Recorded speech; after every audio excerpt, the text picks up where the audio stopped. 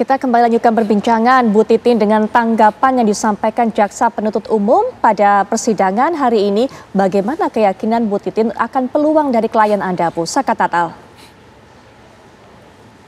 Saya tetap optimis, Mbak, karena bagaimanapun saya 2016 saya meyakini tidak pernah ada terjadi pembunuhan dan pemerkosaan seperti yang tertuang dalam tuntutan. Saya yakin betul, apalagi dengan diterimanya novum yang berupa visual yang saya terima di 2 bulan yang lalu gitu. Itu saya sangat yakin, ternyata keyakinan itu betul. Tinggal sebetulnya kan ini dikembalikan kepada institusi, apakah kepolisian, kejaksaan, kehakiman gitu, memeriksa kembali. Sebetulnya gini, saya siap kok misalnya berkas itu dihadirkan, diserahkan kepada siapa. Kan ini persoalannya bukan persoalan saya mempertahankan keinginan menang di dalam dikabulkan, ya bukan. Ini persoalan 8 anak manusia, Mbak. 8 anak manusia yang saya yakin tidak pernah ada pembunuhan dan pemerkosaan. Masa sih mau dibiarkan untuk mempertahankan egonya masing-masing? Cobalah kita buka berkas itu bareng-bareng. Saya coba gitu aja sih, enggak ini. Tapi selaku kuasa hukum, Ibu pun menilai bahwa novum-novum yang diajukan ini cukup kuat untuk bisa membuktikan bahwa sebenarnya tidak ada pembunuhan dan pemerkosaan 2016 silam. Begitu ya, Bu? Sangat kuat, Mbak. Karena sekarang gini, yang ditemukan itu darah itu dan korban itu TKP-nya di flyover Talun. TKP-nya di flyover Talun, termasuk baut yang ada daging, sedikit daging. Itu kan penampang tiang PJU. Sekarang apakah bisa dibuktikan ada di TKP kedua di belakang Saul ada enggak darah di situ atau bukti-bukti lain yang memperkuat telah terjadi penusukan, pemerkosaan di TKP kedua di belakang showroom. Itu kan yang merupakan wilayah hukumnya Polres Kota Cirebon. Maksudnya peristiwa kecelakaan itu terjadinya di wilayah hukum Polres Kabupaten Cirebon. Kita menyebutnya, kalau orang Cirebon menyebutnya Polres Sumber. Eki dan Vina ditemukan di flyover Talun yang merupakan wilayah hukumnya Polres Kabupaten Cirebon. Sedangkan TKP kedua yang dianggap merupakan tempat eksekusi, dibunuhnya dengan di samurai pendek dan samurai panjang di perut, kemudian diperkosa Vina di situ, kemudian dikembalikan lagi ke sana. Itu showroom itu, belakang showroom itu merupakan wilayah hukumnya Polres Kota Cirebon. Bisa nggak dibuktikan sebetulnya? Ada nggak bukti-bukti pendukung di TKP kedua itu? Karena darah dan korban dan serpihan daging serta motor korban itu adanya di flyover Talun. Ya, baik. Gitu. Bu Titin, karena kasus ini juga sudah mendapatkan sorotan dari masyarakat, maka kita juga tidak bisa mengenyampingkan bagaimana pandangan ataupun juga pertanyaan yang ada di benak dari publik, benak masyarakat. Banyak masyarakat juga yang masih bertanya-tanya, Ibu, kenapa kemudian baru mengajukan PK untuk Saka Tatal ini pada saat ini, bukan pada saat kemarin ketika kemudian 2020 bebas bersyarat. Apakah memang karena ada novum yang kuat saat ini atau hanya memanfaatkan momentum saja, Bu, sebenarnya? Sebetulnya PK itu sudah kita rencanakan diajukan ketika kasasi kita ditolak.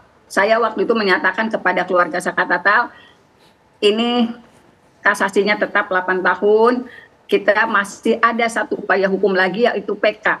Tapi kakaknya Saka Tatal, saya bilang, cuman kalaupun PK saya juga belum punya novum. Kalau mereka kan keluarga nggak ngerti apa itu novum gitu. Kemudian kakaknya Saka Tatal, Bu, saya minta waktu 3 hari ketika istiharoh, terus saya kembali lagi gimana apakah akan mengajukan PK, walaupun saya bingung masih belum ada novum, saya bilang gitu. Bu, yang tergambar hasil istiharoh saya adalah baju tahanan. Jadi saya juga kayaknya nggak mungkin lah, Bu, udah pasrah saja dengan keadaan ini gitu. Walaupun kami semua sekeluarga meyakini Saka Tatal tidak bersalah gitu. Akhirnya ya sudah, sampai Saka di 2020 keluar juga kami juga walaupun ada komunikasi kan tidak luar biasa. Jadi memang tidak ada komunikasi yang luar biasa. Kemudian ketika film itu muncul, di 2024, ternyata ada beberapa media yang mengatakan Mbak Titin itu film kayaknya aneh ya, nggak sesuai dengan kondisi yang sebenarnya. Nah, dari situ saya bilang, saya nggak pernah nonton, emang kenapa? Disitulah teman-teman media di Cirebon menyampaikan hal itu, kemudian secara entah bagaimana komunikasi antara wartawan dengan ada salah satu podcast di Jakarta menyatakan itu, kemudian saya dipanggil. Nah, saya waktu dipanggil cuma ngomong gini, saya ngapain ngomong fiksi gitu, karena saya juga nggak ngerti filmnya juga, saya nggak lihat kayak apa. Saya akan buka fakta persidangan. Nah, ternyata reaksinya luar biasa. Nah, ketika reaksinya luar biasa, tiba-tiba ada orang yang datang. Ada orang yang datang dan menyerahkan novum itu.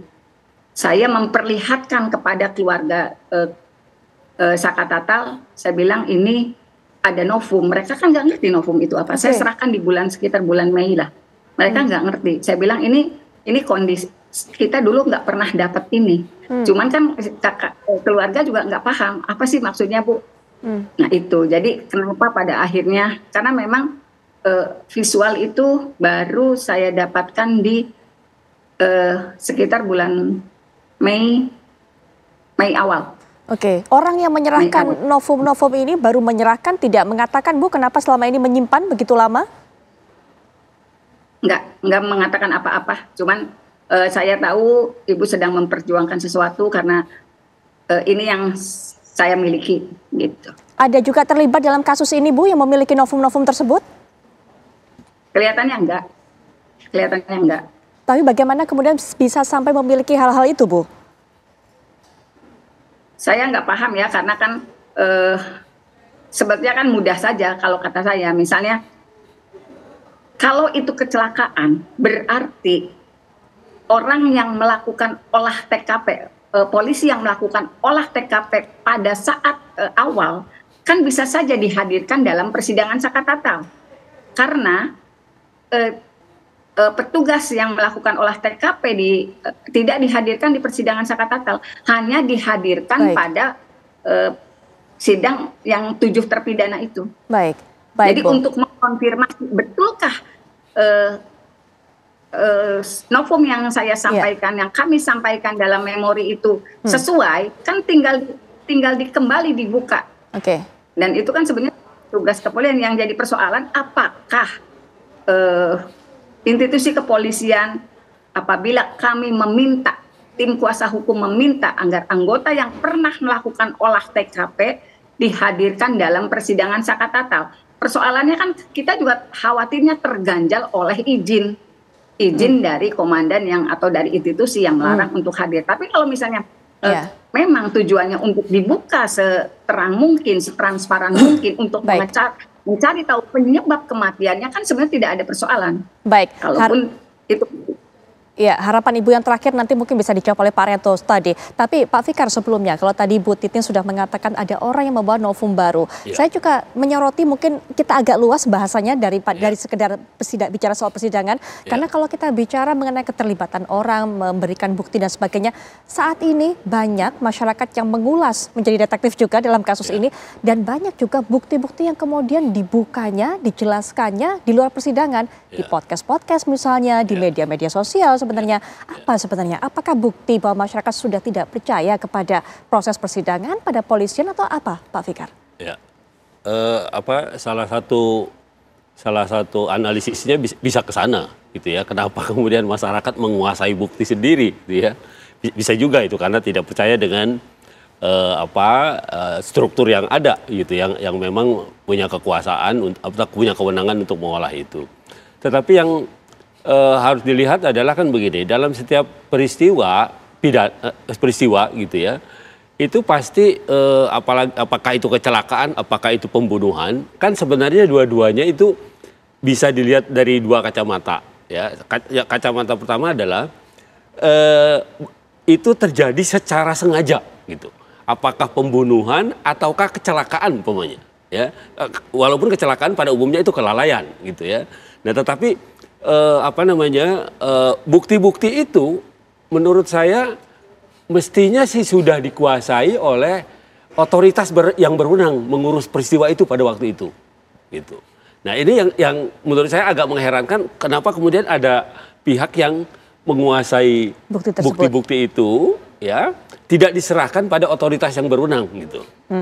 Umpamanya waktu itu yang menangani kepolisian umpamanya ya. Nah, ditunjukkan kepada kepolisian, ini loh Pak, ada bukti-bukti ini, bisa nggak umpamanya menjadi bukti bahwa ini sebenarnya kecelakaan. Apalagi ada ditemukannya di jalan yang lain umpamanya di tempat yang lain dan sebagainya gitu. Nah, itu ini yang menurut saya menjadi pertanyaan besar gitu ya. Kenapa tidak bukan otoritas yang menguasai alat-alat bukti itu? Oke, ya. Nah, itu yang menjadi pertanyaan gitu. Ya artinya tadi relevan dengan pertanyaan Mbak yang pertama. Apakah benar bahwa ada orang yang kemudian menguasai itu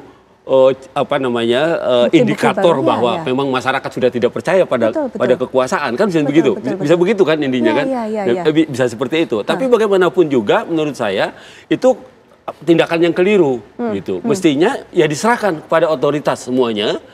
Kemudian otoritas akan menganalisisnya gitu, apakah ini kecelakaan, apakah ini pembunuhan gitu. Baik. Mestinya yang terjadi itu sejak awal gitu mestinya. Pak Haryanto, silakan diberikan tanggapan bagaimana bisa ada pihak yang menguasai bukti-bukti yang kemudian saat ini menjadi novum, bukti baru, dan juga tadi silakan diterangkan juga atau diberikan jawaban terhadap harapan dari kuasa hukum Sakarta mendatangkan pihak kepolisian yang dulu melakukan olah TKP dalam proses persidangan. Ini kan berawalnya kan dari pihak korban merasa tidak terima ya dengan perlakuan tidak adil, karena dianggapnya ini biang keroknya adalah polisi dulu kan, bukti-buktinya disembunyikan gitu, sehingga dia mengambil kesimpulan wong ini kecelakaan lalu lintas kok kemudian dibikin kecelakaan pembunuhan kan gitu kan. Nah, ibu itu kan kemudian minta dong polisi dihadirkan bukti-bukti yang itu digelar kembali dan sebagainya gitu ya. Itu ya permintaan itu Bu ya. Terus kemudian kalau pada polisi harus suruh ngapain? Memang suruh meriksa si Rudiana ataupun yang meriksa di TKP pertama kali. Padahal hasil kinerja mereka itu kan sudah berupa BAP. Hasil penyidikan mereka itu apapun buruknya gitu ya, sudah berwujud BAP, berita acara perkara yang lengkap dan kemudian diserahkan kepada jaksa. Dan oleh jaksa ini BAP dianggap benar, ini sudah benar. Karena isinya cukup untuk menuntut orang dan prosedurnya formil, sudah benar. Dan kemudian itu dipakai untuk nuntut. Oleh hakim dibenarkan juga bahwa itu akhirnya dijatuhkan hukuman yang berat. Terhadap orang yang seperti itu, masa kita kemudian harus menghukum anggota itu dianggap hanya karena disampaikan oleh publik kayak gitu. Makanya itu dari dulu saya kalau memang itu yang dikehendaki ya, memang itu harus dikehendaki supaya polisi meriksa ulang kepada pengolah TKP pertama dan termasuk penyidik itu, ajukan ke PK dulu supaya putusan yang dulu itu digugurkan, dianggap bahwa ini kinerja mereka itu yang dulu katanya bagus itu ya, yang saya nilai bagus itu ternyata tidak baik kan, karena hasilnya kan itu salah. Barulah itu nanti kemudian kita bisa periksa ulang itu tadi. Kalau seandainya PK-nya diterima kan gitu kan, berarti putusan itu batal, maka polisi sebagai penyidik masih punya PR. Ini Vina sama Egy itu meninggal karena apa? Apa karena kecelakaan atau karena dibunuh? Kalau meninggal dibunuh, itu siapa yang bunuh? Kan gitu kan? Kalau meninggal kecelakaan lalu lintas, apa ya? Kayak gitu. Terus kemudian bagaimana dengan hasil otopsi yang begitu luka parah dan sebagainya? Itu kayak gitu. Ini hanya bisa dibuktikan kebenarannya kalau semuanya itu sudah digelar di peradilan, sehingga nanti hakim akan memutus semua, tidak ada kejanggalan lagi. Itu saya kira gitu baru masyarakat puas. Kalau mengenai masalah itu tadi ketidakpercayaan pada aparat ya, dengan berita-berita ini otomatis bikin orang makin tidak percaya pada polisi, karena kan sebegitu parahnya ya, jeleknya polisi itu bekerja ya, nangkap nggak pakai surat, orang yang tidak salah kemudian dihukum, itu sudah risiko daripada polisi. Tapi untuk memperbaiki ini, apakah polisi itu memang buruk seperti yang dituduhkan itu, apakah tidak diuji dengan PK ini Bu. Kalau ini hasilnya PK bagaimana menyatakan itu salah, suruh periksa ulang polisinya gitu. Jadi nggak bisa kita sekarang polisi udah pasti buruk, kemudian kita harus begini, harus ngaku polisi kita, bukan gitu. Masalahnya sekarang ini kan yang ditunjuk sebagai polisi buruk itu kan baru katanya di dalam medsos, belum sampai masuk dalam persidangan. Apa yang disampaikan ini ya, tuduhan bahwa Rudiana itu adalah merekayasa kasus, kan nggak pernah disampaikan di dalam persidangan. keluarnya kan dengan pengakuan yang sekarang ini, yang si Dede segala itu kan baru sekarang gitu. Nah makanya ini keterangan ini masukkanlah kembali dalam persidangan untuk menguji kebenaran itu. Gitu. Nah kalau itu sudah diuji, saya baru senang dan ini ya harapan saya pribadi ini ya. PK ini mudah-mudahan aja diterima. Kenapa Pak? Karena kalau diterima kan diagalkan periksaan ulang kan. Apa yang tadi disampaikan diumutin sama polisi, kemudian rudiannya itu apakah rekayasa, kan diperiksa ulang nanti. Akan lebih terbukti sehingga Nah, akan bisa lebih dibuktikan. transparan kan? Transparan okay. gitu. Bagi saya ini PK mengalahkan polisi nggak ada masalah itu, nggak makin cemar nggak. Tapi ada jalur untuk mencari kecerahan ya daripada simpang siur ini gitu. Baik Pak. Jadi harapan saya gitu, jadi ada titik terang gitu ya, yang betul-betul melalui prosedur hukum, bukan hanya pakai pengadilan di medsos, kasarannya begitu. Oke, kita sudah sampaikan tadi novum 1 hingga ke-5, nah berikutnya kami juga akan sajikan kepada Anda novum-novum ataupun juga bukti-bukti baru yang diajukan oleh kuasa hukum Saka Tatal. Nah ini ada flash disk yang berisi file rekaman kesaksian dari Liga Akbar. Kemudian berikutnya, ada pernyataan dari Kapolri yang menyebut bahwa penanganan kasus tidak menerapkan scientific crime investigation. Kemudian yang berikutnya, ini novum 6, 7, 8 Anda juga bisa saksikan adalah flash disk berisi rekaman pernyataan dari Dede dan juga rekan lainnya tentunya, Dede Mulyadi yang disampaikan mengenai Kavi, yaitu putra dari Ketua RT Pasren, yang ternyata katanya juga tidak pernah diperiksa sebagai saksi. Baik, Bu Titi nanti juga bisa bercerita lebih lanjut mengenai novum-novum berikutnya, novum 6, 7, 8, dan juga masih apakah kemudian ini sama sebenarnya juga terlibat tadi orang yang menyerahkan novum pertama hingga ke-5 tadi untuk juga ikut serta memberikan ataupun menyampaikan novum 6 sampai 8. Tapi nanti Bu Titin kita akan bercerita lebih lanjut setelah jeda, kami sudah kembali saat lagi.